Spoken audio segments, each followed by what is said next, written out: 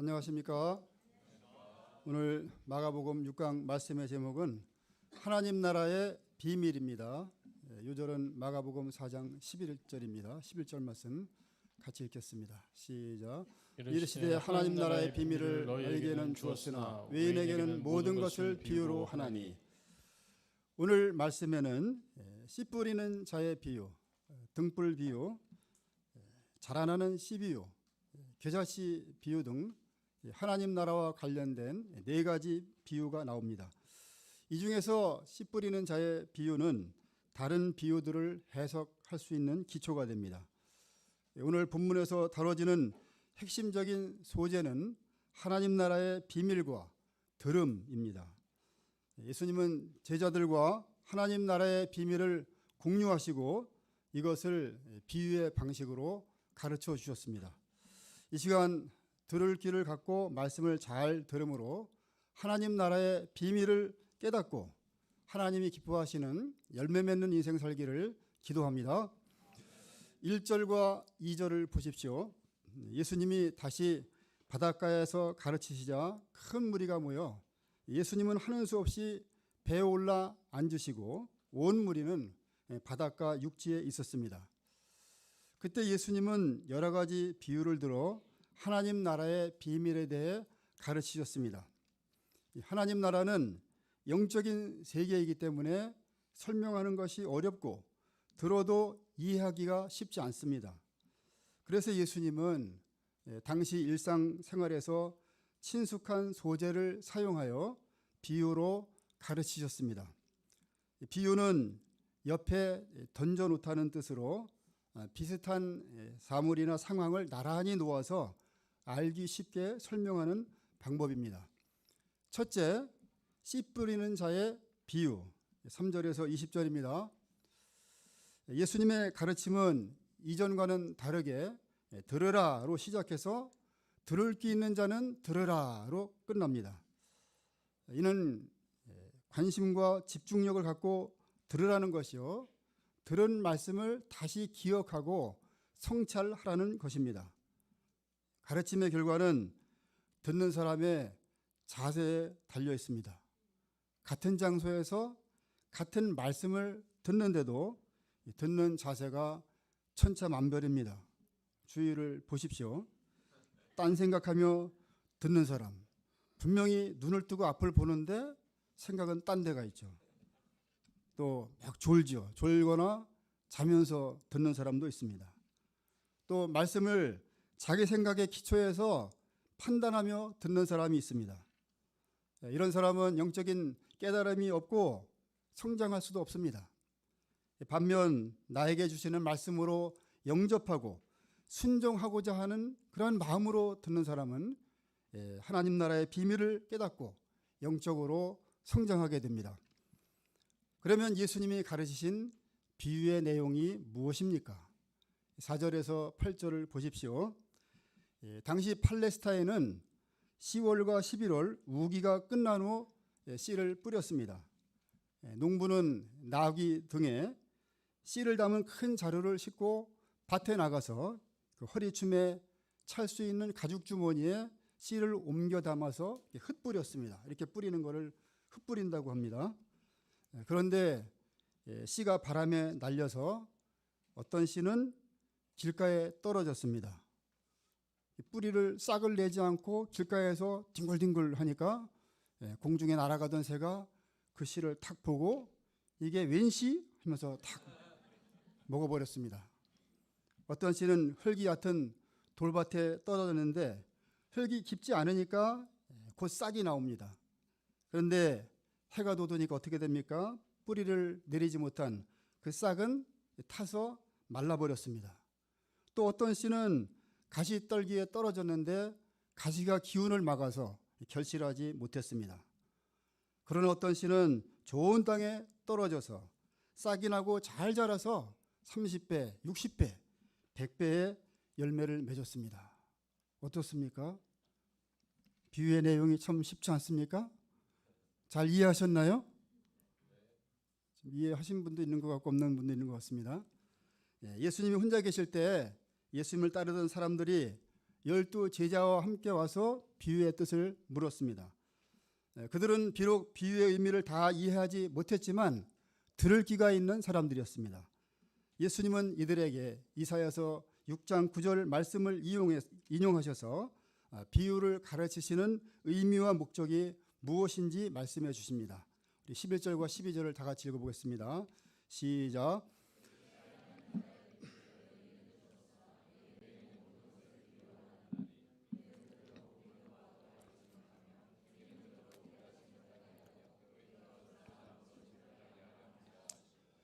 예수님이 하나님 나라의 비유를 하나님 나라를 이렇게 비유로 가르치신 것은 그 비밀을 알고 하지 않은 사람들에게 쉽고 분명하게 가르치시기 위함입니다.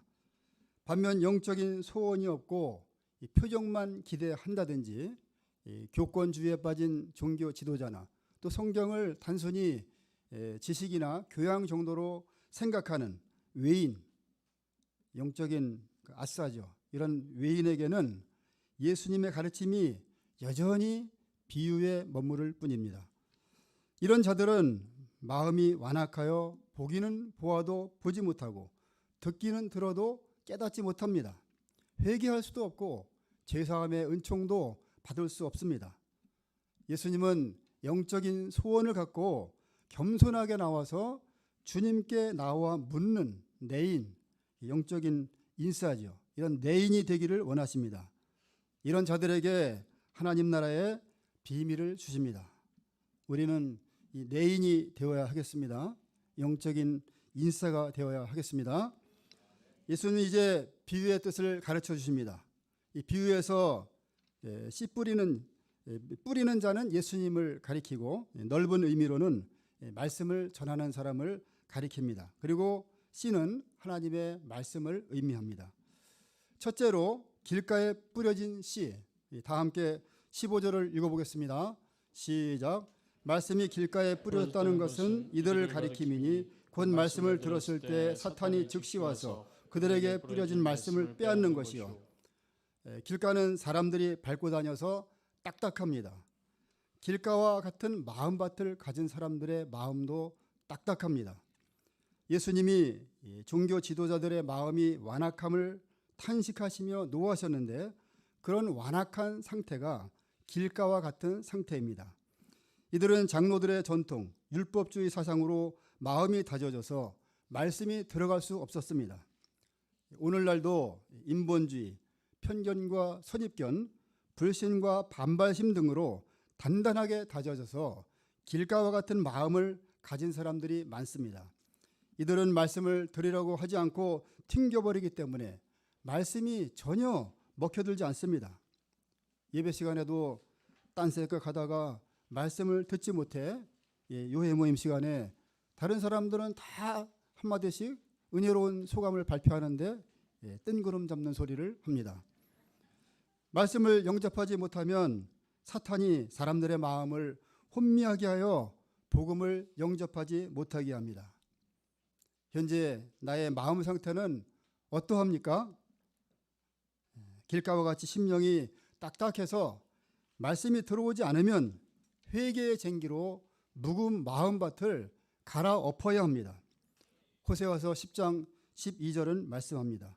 너희 묵은 땅을 기경하라. 지금이 곧 여호와를 찾을 때니. 나중에 생각해보고 회개하려고 하면 사탄이 말씀을 빼앗아가서 마음이 더 딱딱해집니다. 말씀을 듣는 지금이 여호와를 찾을 때요 회개하고 여호와를 만날 때입니다. 아침에 일어나면 유튜브로 가던 손을 일용할 양식으로 옮겨서 말씀을 먹고 마음을 하나님께로 향하고자 해야 합니다. 그렇지 않으면 세상 일에 마음을 빼앗기고 사탄의 지배를 받게 됩니다. 우리가 길가와 같은 마음밭이 되지 않도록 말씀에 대한 경외심과 말씀을 사모하는 마음을 주시도록 간절히 기도해야 하겠습니다. 이때 하나님께서 새 영을 부어주셔서 굳은 마음을 제하고 부드러운 마음을 주실 것입니다. 둘째로 돌밭에 뿌려진 씨 16절 17절 말씀도 같이 읽겠습니다. 시작.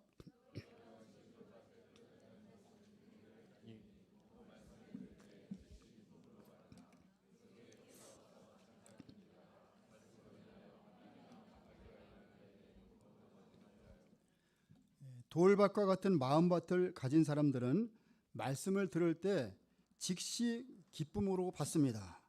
아멘을 외치고 자기도 목자로 살고 싶다고 합니다.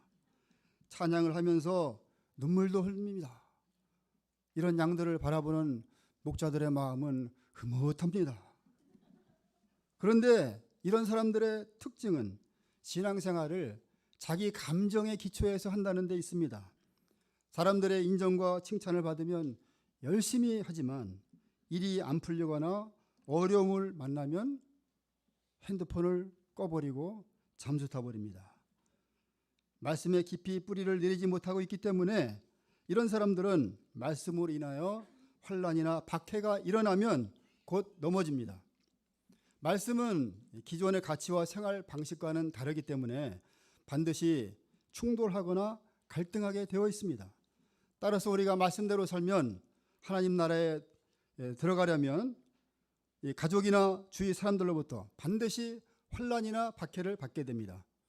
그러므로 햇빛이 식물 성장에 있어서 필수적인 것처럼 신앙생활에 있어서 환난이나 박해는 영적인 성장을 위해서 필수적인 요소입니다. 따라서 환난이나 박해를 두려워하거나 피할 것이 아니라 믿음으로 잘 견디면서 영적인 성장의 기회로 삼아야 합니다. 환난이나 박해를 통해 말씀을 인격적으로 깨닫고 말씀에 깊이 뿌리를 내릴 수 있습니다. 골로새서 2장 6절 7절은 말씀합니다. 그러므로 너희가 그리스도 예수를 주로 받았으니 그 안에서 행하되 그 안에 뿌리를 박으며 세움을 받아 교훈을 받은 대로 믿음에 굳게 서서 감사함을 넘치게 하라. 주님이 주신 말씀을 붙들고 감사할 때 예수님과의 관계성이 깊어지고 말씀에 뿌리를 내려 인생관, 물질관 등이 변합니다. 이런 사람은 남이 알아주든지 알아주지 않든지 믿음의 뿌리를 내리고자 자립적으로 투쟁합니다. 주님을 사랑하기 때문에 실생활에서 말씀대로 살고자 애를 씁니다. 그때 말씀의 뿌리가 깊어지고 말씀에 기초한 분명한 믿음과 영적 가치관을 가진 믿음의 거목으로 성장하게 됩니다. 뿌리는 땅속에 내리기 때문에 겉에서 보이지 않아 뿌리 내리는 작업을 소홀히 하기 쉽습니다. 그러나 열매를 맺기 위해 가장 힘써야 할 일은 말씀에 깊이 뿌리를 내리기 위해 주님과의 교제에 힘쓰는 것입니다. 우리가 외적인 활동을 열심히 하는 것은 좋지만 그것에만 자족하지 말고 말씀에 뿌리를 깊이 내리도록 영적인 투쟁에 더욱 힘써야 하겠습니다. 현재 나의 마음밭이 돌밭과 같지는 않습니까? 사람들의 인정과 칭찬, 인간적인 야심, 세상적인 가치관, 모임 등에 뿌리를 내리고 있지는 않은지 돌아보아야 하겠습니다. 우리가 뿌리를 내리지 못하게 하는 돌들을 회개의 망치로 깨뜨리고 하나님이 주신 말씀에 순종함으로 믿음의 뿌리를 견고하게 내리기를 기도합니다. 셋째로 가시떨기에 뿌려진 씨 18절과 19절도 같이 읽겠습니다. 시작. 말씀을 듣긴 하되 세상의 염려와 재물의 유혹과 기타 욕심이 들어와 말씀을 막아 결실하지 못하게 되는 자요. 가시떨기와 같은 마음밭을 가진 사람들은 말씀을 들어 뿌리도 내리고 어느 정도까지 성장합니다. 믿음으로 사는 것도 좋다는 것도 압니다. 그러나 가시가 함께 자라기 때문에 결정적으로 말씀을 막아 결실하지 못하는 것이 문제입니다. 어떤 가시가 있을까요? 먼저 세상 염려의 가시입니다. 많은 사람이 염려하다가 스트레스를 받고 온갖 질병에 걸리기도 합니다. 이 세상을 살면서 염려가 없다면 얼마나 좋을까요? 제가 예수님을 만난 날 집에 들어가서 어머니를 뵙자마자 어머니 저 이제 예수님을 만나서 염려가 없어요. 예수님이 제 인생을 책임져 주실 것을 믿기 때문이에요. 이렇게 했더니 어머님이 야 그런 소리 하지 마. 염려가 없는 사람이 어디 있냐. 이런 말씀을 하셨어요. 그래서 제가 그날 바로 아는 건 없지만 구원의 은혜는 분명하기 때문에 그 복음을 전했습니다. 사형리를 가지고 CCC 사형리 그 책자를 가지고 복음을 전했는데 그 자리에서 예수님 영접하시고 그 주부터 교회에 나가시고 지금까지 신앙생활 잘하고 계십니다. 이 학생들은 요즘 시험 때려서 염려가 많지 않습니까? 그죠? 학과 공부에 대한 염려, 또 시험 끝나면 염려가 없을까요? 또 진로에 대한 염려, 취업에 대한 그 염려가 있죠. 우리 여기 고은호 형제님 와 있습니다. 다 겉으로 보면 군인들은 어떻습니까? 하나 염려가 없는 것 같죠. 잘 먹여주죠. 좋은 시설에서 잠자죠. 월급도 많이 올려줬지 않습니까? 두려움도 없는 것 같아요. 근데 물어보십시오. 염려 있습니다. 무사히 제대할 수 있을까?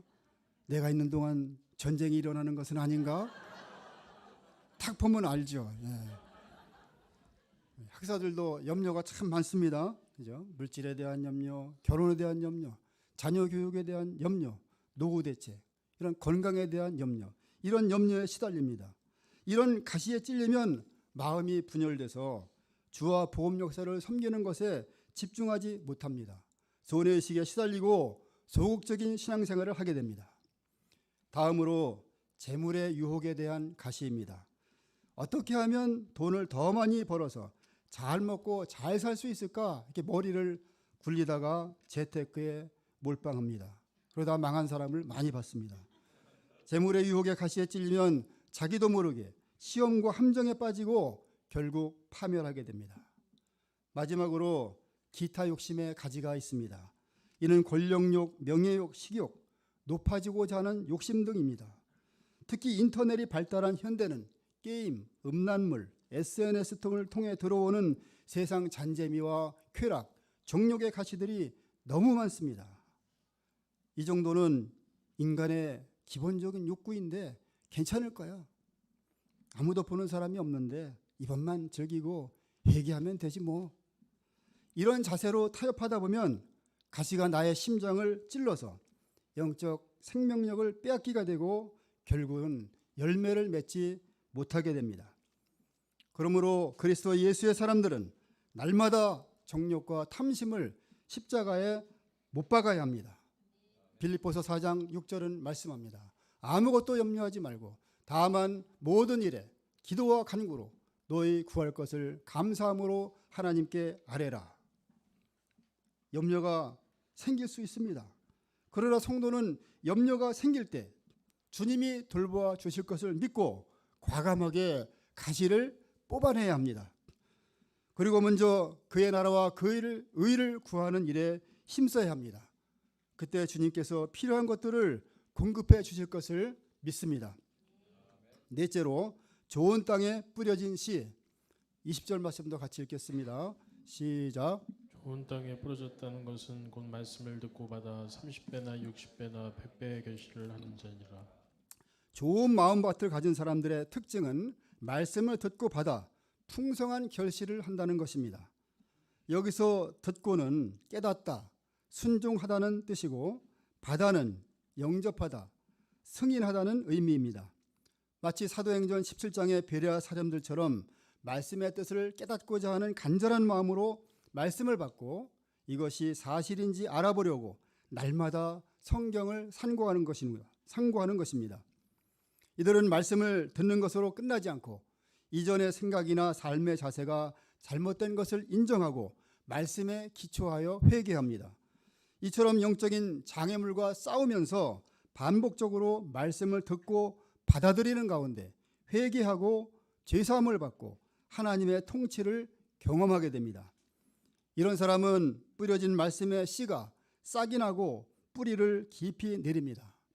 처음에는 부족하고 연약한 자도 말씀 속에 있는 영양분을 풍성히 공급받으며 자라서 나중에는 30배, 60배, 100배까지 결실하게 됩니다.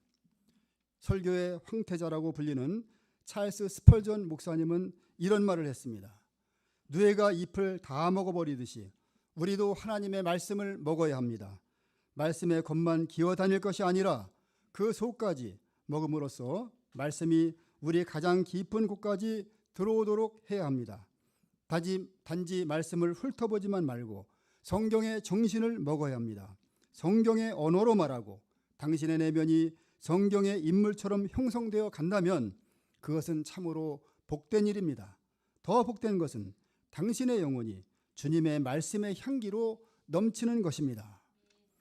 우리가 누에처럼 말씀을 먹음으로 내면이 성경 말씀으로 충만히 채워져서 툭 건드리면 성경 말씀이 줄줄 흘러나오는 영적인 사람으로 변화되기를 기도합니다.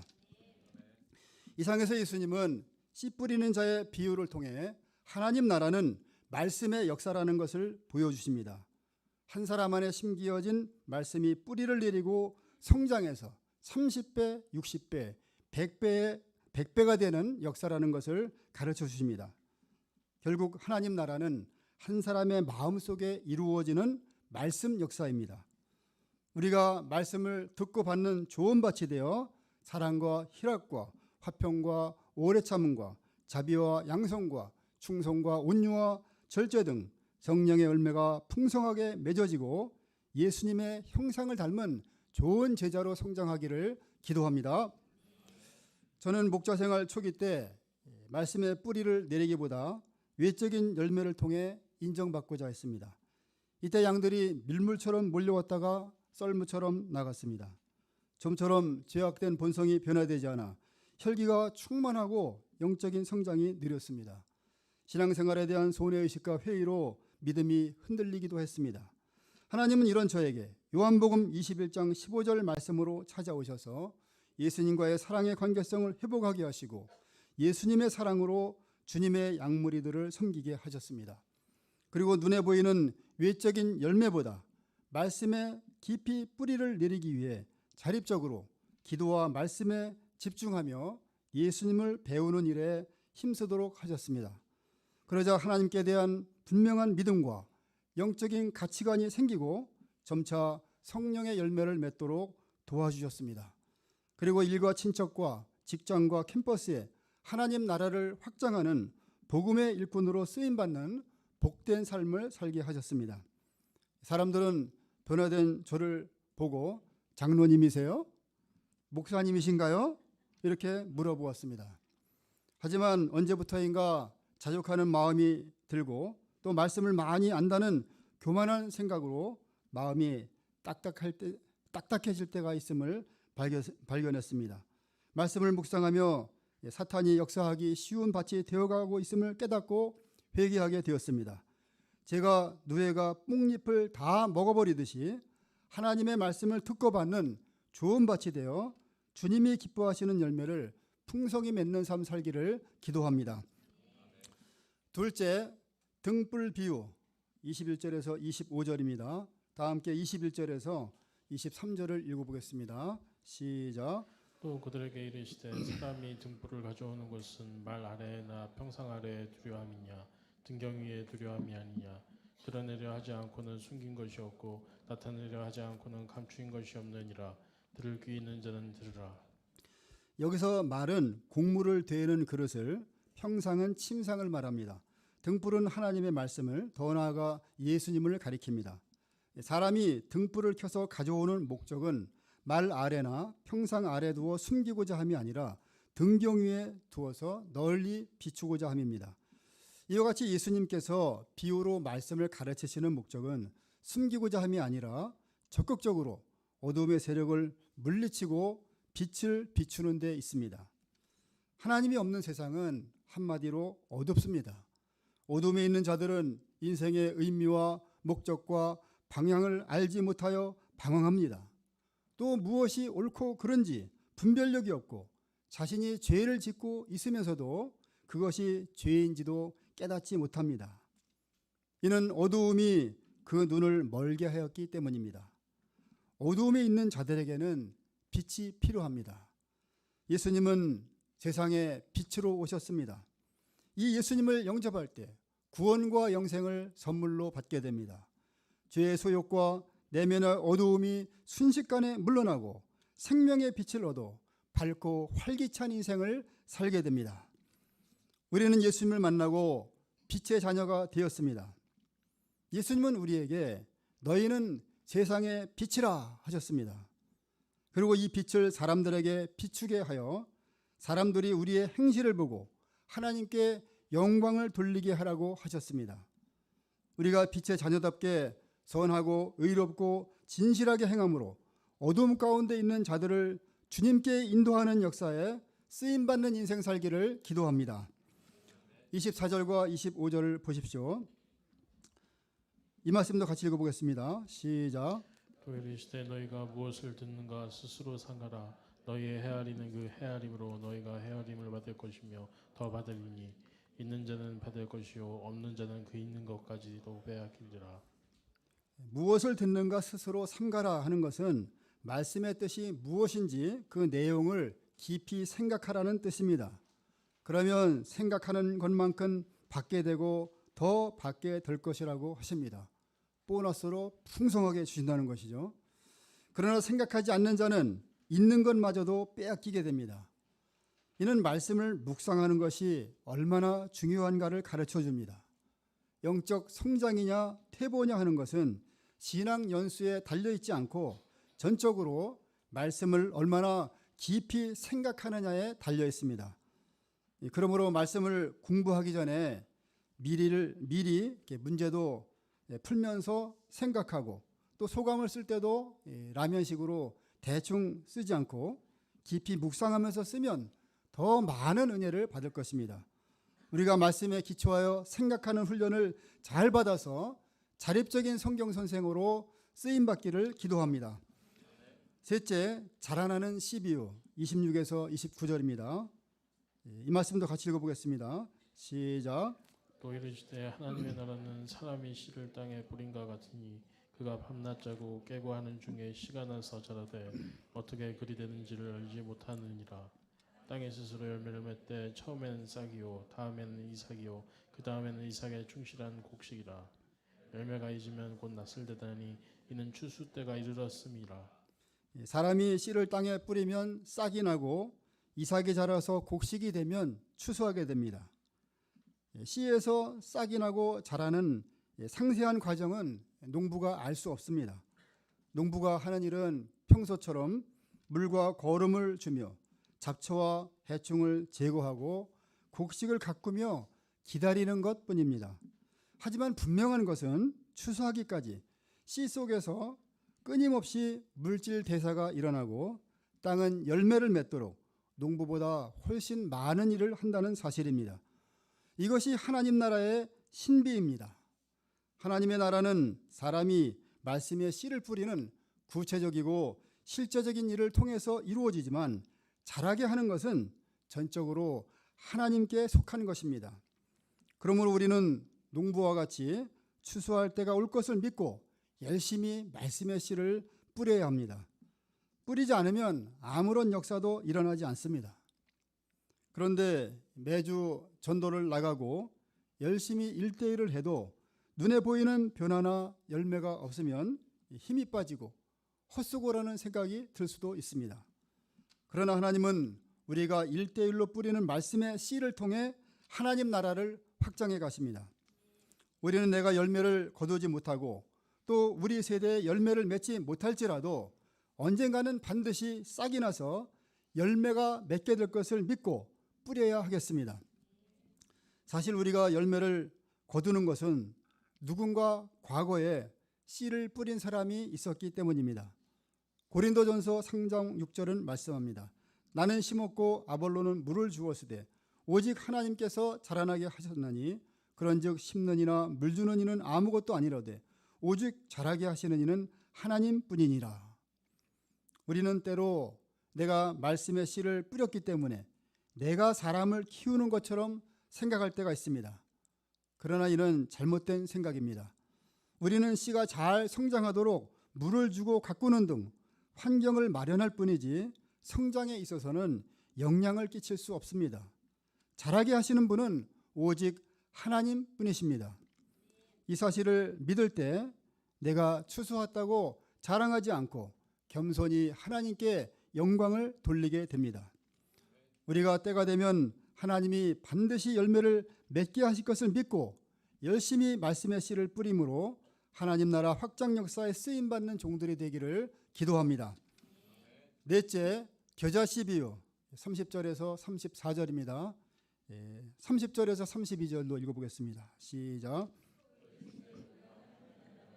어떻게 비교하며 또 무슨 비유로 나타낼까? 겨자씨 한 알과 같으니 땅에 심길 때에는 땅 위의 모든 씨보다 작은 것이로되 심긴 후에는 자라서 모든 풀보다 커지며 큰 가지를 내나니 공중의 새들이 그 그늘에 깃들일 만큼 되느니라.